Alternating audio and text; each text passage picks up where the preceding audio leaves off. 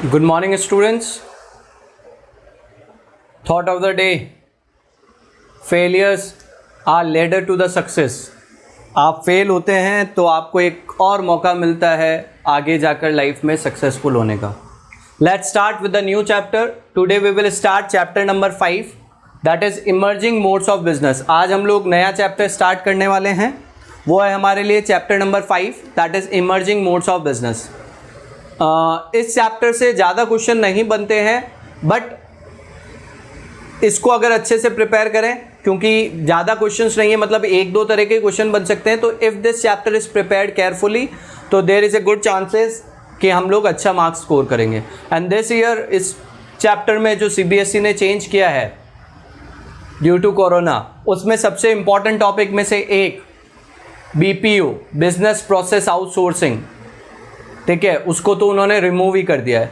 तो अब ये चैप्टर कंपैरेटिवली छोटा हो गया है, बट अच्छे से पढ़ना है क्योंकि this will help us to secure good marks. Chapter number 5, emerging modes of business. Let's start with the meaning. Emerging modes of business, what do you mean by emerging? Emerging refers to a new. तो emerging modes of business means what? With the time change there are new business and also new way of doing the business. सिर्फ business नहीं बदले हैं बल्कि business करने का तरीका भी बदला है. Like perfect example, Zomato, Swiggy, ये दोनों आए, उससे पहले किसी ने सोचा था क्या कि there will be a such an application कि आपने ऑर्डर किया और माल जो भी आपका फूड है वो घर डिलीवर्ड हो जाएगा. But they are the new way. तो same way in this chapter we will discuss about mainly e-business. Emerging modes of business means what do you mean by emerging modes of business? New ways of doing the business. Business को करने के नए तरीके. Is it clear?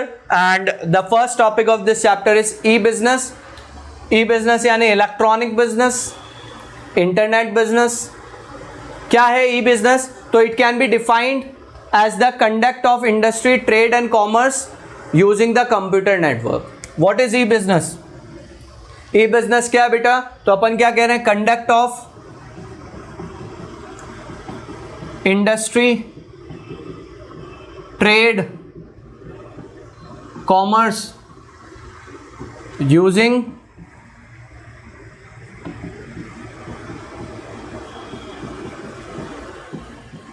Computer network. क्या है E business? Electronic business, online business. क्या है E business? तो it is a conduct of industry, trade and commerce using the computer network. कि जब कोई भी इंडस्ट्री हो गई, ट्रेड हो गया या कॉमर्स वाला पार्ट हो गया, तो वो कॉमर्स वाला मतलब यहाँ पे सब्जेक्ट कॉमर्स की बात नहीं कर रहे हैं. Commerce is related with the business again. तो वो जो बिजनेस की एक्टिविटीज है with the help of computer and internet जब अपन परफॉर्म कर रहे हैं तो that is known as e business. उसी को अपन क्या कहेंगे बेटा? ई बिजनेस कहेंगे. ठीक है. What is E business? तो it may be defined as conduct of trade, industry and commerce using the computer network. Simple word में बात करें क्या है? Doing the business activity with the help of internet and computer. जो business की activities हैं, जब आप ऑनलाइन परफॉर्म कर रहे हो, with the help of net and computer perform कर रहे हो, तो दैट इज ई बिजनेस. जैसे अपन ने बिजनेस सर्विसेज वाले चैप्टर में ई बैंकिंग डिस्कस किया था. ठीक है. नाउ नेक्स्ट टॉपिक कम.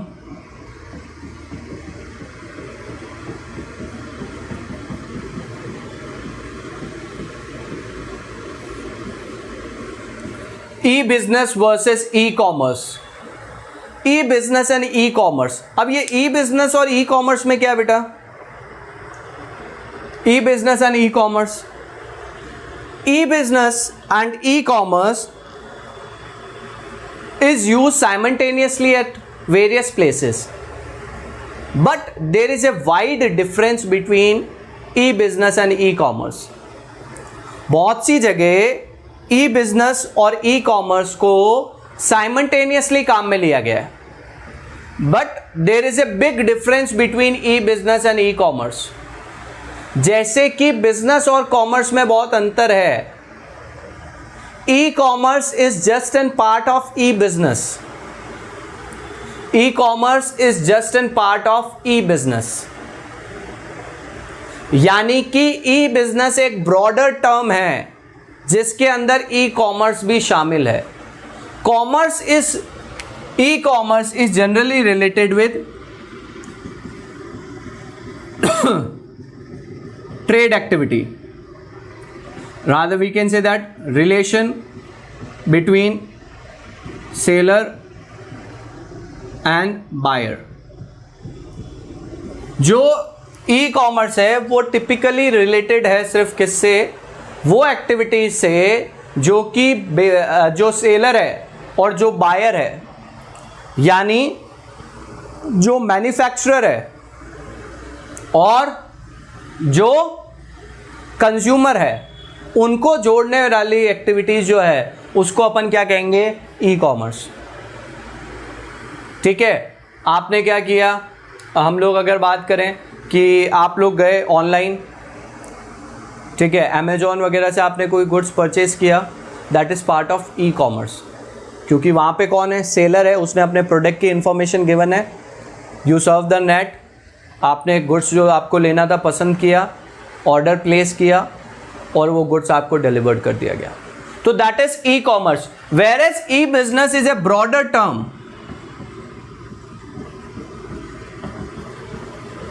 ये वाली एक्टिविटी तो इंक्लूड है,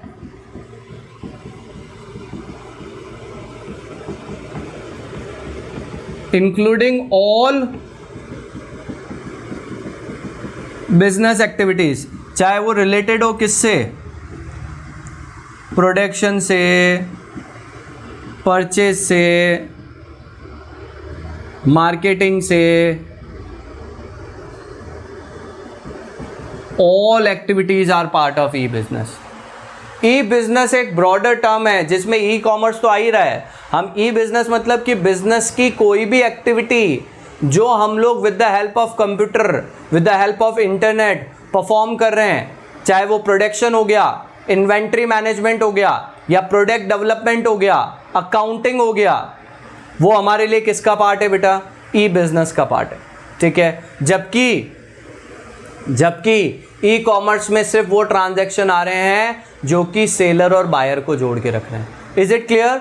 तो e commerce and e business क्या हो गया, तो e business and E commerce both terms are use simultaneously but there is a big difference between them. As a business is a broader term compared to the commerce, same way e-business is a larger term than a e-commerce. E-commerce only include, क्या चीज़ शामिल हो रही है e-commerce में, the relation between buyer and seller. ठीक है, trade वाला part आ गया.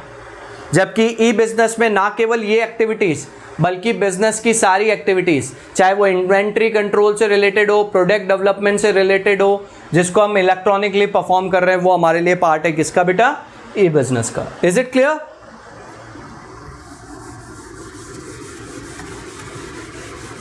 अब अपन बात करते हैं बेटा scope of e business. Scope of e business. अब आता है स्कोप ऑफ ई बिजनेस कि भैया ई बिजनेस बढ़ा कैसे, वो अपन क्या कहते हैं. स्कोप ऑफ ई बिजनेस में अपन जब बात करते हैं तो it include B2B, B2C, intra B और C2C. ये क्या है बेटा, ई बिजनेस का स्कोप, यानी ई बिजनेस में क्या चीजें शामिल है. B2B, that is business to business, where two business are linked together with the help of internet, with the help of computer, that is e-business. कैसे, मान लो एक सेलर है, या अपन बात करें एक फार्मास्यूटिकल कंपनी है और एक तरफ एक मेडिकल शॉप वाला है. तो मेडिकल शॉप वाले ने क्या ऑनलाइन ऑर्डर देकर माल मंगवाया फार्मा कंपनी से ताकि वो अपनी दुकान पे बेच सके. या मान लो MRF कंपनी है, टायर बेचती है, टाटा कंपनी है वो टायर बनाती है. तो टाटा कंपनी ने MRF कंपनी को कहा कि भैया हमें हमारे ट्रकों के लिए आपके टायर चाहिए. या एमआरएफ कंपनी ने कहा कि भैया टाटा को मैसेज किया कि हमें हमारे टायर्स को इधर से उधर भेजने के लिए आपके ट्रक्स रिक्वायर्ड है। यानी when one business connect to the another business, that is B2B, that is B2B, that is business to business. Is it clear? B2C,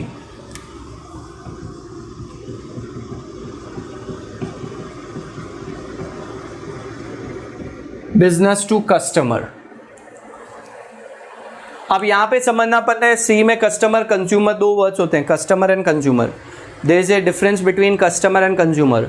customer is one who pays for the things and consumer is one who consume the things. जो pay कर रहा है वो customer है, जरूरी नहीं है कि वो कंज्यूमर ही हो। क्योंकि मान लो मेरे फादर ने कोई चीज़ परचेज की, वो कस्टमर है, बट वो चीज़ मेरे लिए परचेज की थी, मैं काम में ले रहा हूँ, तो मैं कौन हूँ? कंज्यूमर हूँ। तो there is a difference between customer and consumer. तो when there is an interaction between business and customer, जैसे अपन बात करें हैं कस्टमर केयर वाला, हर बिजनेस का अपना एक कस्टमर केयर नंबर गिवन होता है कि भैया अगर कस्टमर को कोई भी समस्या है तो वो वहाँ पे अपनी कंप्लेन बता सकता है, अपनी प्रॉब्लम्स बता सकता है। तो that is part of B2C, that is business to customer. या मान लो क्या हुआ, एक कंपनी है, उसने अपना नया, आप मेल बहुत सब जने चलाते हैं ईमेल्स, बहुत सारे प्रमोटिव मेल्स आते हैं जिसमें बहुत सी कंपनीज अपने प्रोडक्ट के बारे में आपको बताती है। तो that is part of business to customer. Next is intra B, that is what? Intra B commerce मतलब क्या हुआ? एक ही बिजनेस के अंदर जब डिफरेंट डिपार्टमेंट्स हैं या डिफरेंट वर्कर्स हैं, वो इलेक्ट्रॉनिकली आपस में कनेक्टेड है और इंफॉर्मेशन को शेयर कर रहे हैं। मान लो जयपुर ऑफिस जो है उसने कोई इंफॉर्मेशन हेड ऑफिस दिल्ली को भेजी, तो that is part of intra B commerce. And C2C, C2C is what? Customer to customer. Example OLX, use goods बेचे जा रहे हैं, तो बेचने वाला भी कस्टमर और काम में लेने वाला भी कस्टमर है, एक पुराना और एक नया। तो that is part of C2C, customer to customer. Is it clear? समझ में आ रहा है क्या? तो what are the scope of e business? E business के स्कोप क्या है? तो पहला हो गया B2B, बिजनेस टू बिजनेस, ठीक है। Second is what? B2C, business to customer. Third is intra B, एक ही बिजनेस के डिफरेंट डिपार्टमेंट, डिफरेंट ब्रांचेस और डिफरेंट एम्प्लॉयज जब इलेक्ट्रॉनिकली आपस में कनेक्ट हो रहे हैं, तो that is part of intra B. And fourth one is C2C, customer to customer. Example मैंने बताया आपको, OLX हो गया, जहाँ यूज गुड्स बेचे जा रहे हैं। Is it clear? So till now we have discuss about meaning of e business, e business versus e commerce, and then we have discussed about scope of e-business. अब एक छोटा सा टॉपिक डिस्कस करते हैं, ट्रेडिशनल बिजनेस वर्सेस ई-बिजनेस, डिफरेंसेस के लिए कि traditional business और ई-बिजनेस में क्या अंतर होगा। बता सकते हो क्या ट्रेडिशनल बिजनेस और ई-बिजनेस में क्या अंतर होगा? बेसिक अगर बात करें तो पहला अगर बात करें अपन cost of setting, cost of setting up, business को स्टार्ट करने के लिए पैसा किस में चाहिएगा?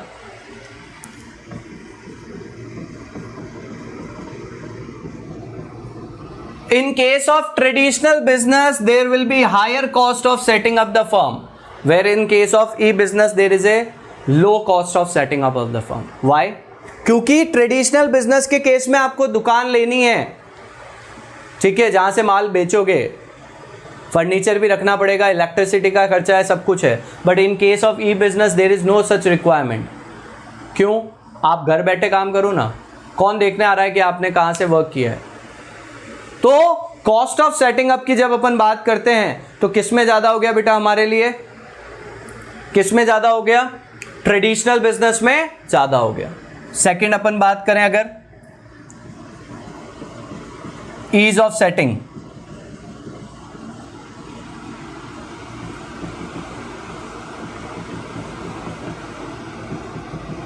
किसको स्टार्ट करना आसान है, ई बिजनेस को या ट्रेडिशनल बिजनेस को? बट ऑब्वियसली किसको स्टार्ट करना आसान है बेटा? ई बिजनेस को, क्योंकि आपको ज़्यादा मेहनत करने की ज़रूरत नहीं है। आपके पास सिर्फ कंप्यूटर और नेट होना चाहिए, आप अपना बिजनेस स्टार्ट कर सकते हो।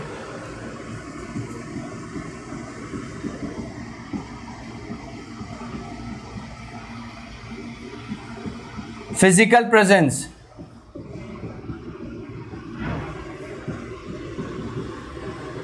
ट्रेडिशनल बिजनेस के केस में फिजिकल प्रेजेंस रिक्वायर्ड है। जब भी कस्टमर दुकान पे आ रहा है तो दुकानदार का प्रेजेंट होना ज़रूरी है, but in case of e business नहीं है रिक्वायर्ड। उन्होंने प्रोडक्ट अपनी वेबसाइट पे डाल दिया, अब वो वेबसाइट के सामने थोड़ी बैठे रहेंगे। जिसको चाहिए वो देखो, उसको कब चाहिए, क्या चाहिए, उनकी वेबसाइट पे जाकर क्या करो बेटा, ऑर्डर करो। जब वो देखेंगे ऑर्डर तब डिस्पैच कर देंगे।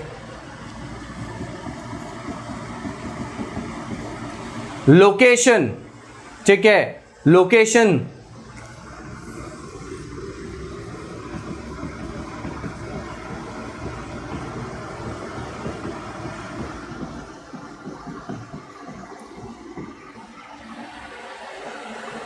जंगल में जाके आपने शॉप खोल ली, कोई खरीदने वाला नहीं आएगा, बट आप जंगल में जाकर ई बिजनेस कर रहे हो, उससे कोई फर्क नहीं पड़ेगा।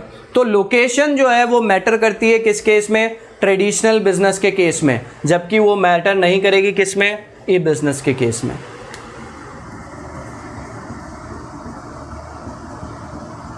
ऑपरेटिंग कॉस्ट, ये ऑपरेटिंग कॉस्ट का मतलब क्या होता है? बिजनेस को चलाने का खर्चा। तो in case of traditional business there is an high operating cost. क्यों? बिजली का बिल भरना पड़ेगा, इफ सर्वेंट रखा है तो उसका देना पड़ेगा। But in case of e business operating cost जो है वो काफ़ी कम होती है। ठीक है बेटा, क्लियर है क्या? अब यहाँ पे अगर अपन बात करें opportunity to have personal touch, यहाँ पे हाई है, यहाँ पे लो है। मतलब ट्रेडिशनल शॉप के केस में दुकानदार आपको इजीली कन्विंस कर सकता है, देयर इज़ ए पॉसिबिलिटी कि वो आपको कन्विंस कर सके कि भैया ये प्रोडक्ट में अच्छा ही है, आपको ये लेना चाहिए। बट ई बिज़नेस के केस में पॉसिबल नहीं है। आपको माल पसंद आ रहा है, कुछ डाउट है, तो in case of traditional business आप दुकानदार से पूछ सकते हो और दुकानदार आपके डाउट क्लियर कर सकता है हाथों हाथ। But in case of e business ऐसा पॉसिबल नहीं है। Going global, expansion,